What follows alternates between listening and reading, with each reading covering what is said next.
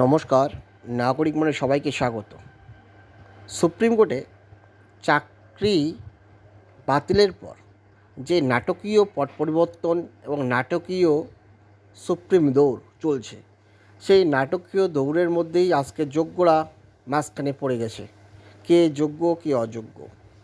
যেখানে supreme court নির্দেশ দিয়েছে যোগ্যদের মধ্যে সিলেকশন কমপ্লিট করতে হবে, কিন্তু রাজ্য সরকার বা এসএসসি জানতে পারছে না যোগ্য কারা।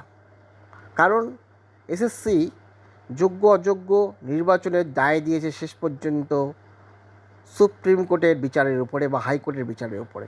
সেই প্রেক্ষাপটে এসএসসি রিসেন্ট যে সুপ্রিম কোর্টে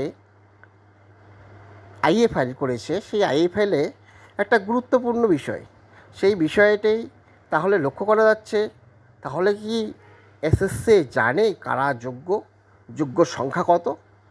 কারণ এসএসসি প্রথম থেকেই কিন্তু অযোগ্যদের সংখ্যাটা জানিয়ে দিয়েছিল। এবার কিন্তু জানিয়ে দিল যে যোগ্যদের সংখ্যা কত রয়েছে, এবং সেই সংখ্যার নিরিখে জানিয়ে দিল এসএসসি সুপ্রিম কোর্টে তাদের আইএ ফাইলের মধ্যে। এবং সেখানে যে নতুন যে আইএ ফাইলটা করেছে, সেই আইএ ফাইলে দেখা যাচ্ছে page number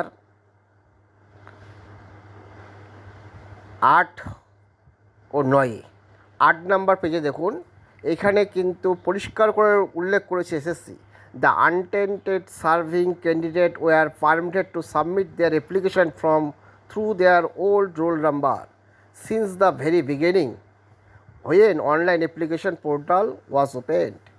As many as 13800 candidate out of 15800 candidate who were untainted, অর্থাৎ 15,800 ক্যান্ডিডেটের মধ্যে 13,800 ফর্ম ফিল আপ করে ফেলেছে আনটেন্টেড হিসাবে, and serving their submitted their application form all petitioner in the present proceeding, অর্থাৎ যারা পার্সেন্টেজের কারণে ফর্ম ফিল আপ করতে পারেনি তাদের অনেকেই আবেদন করেছে।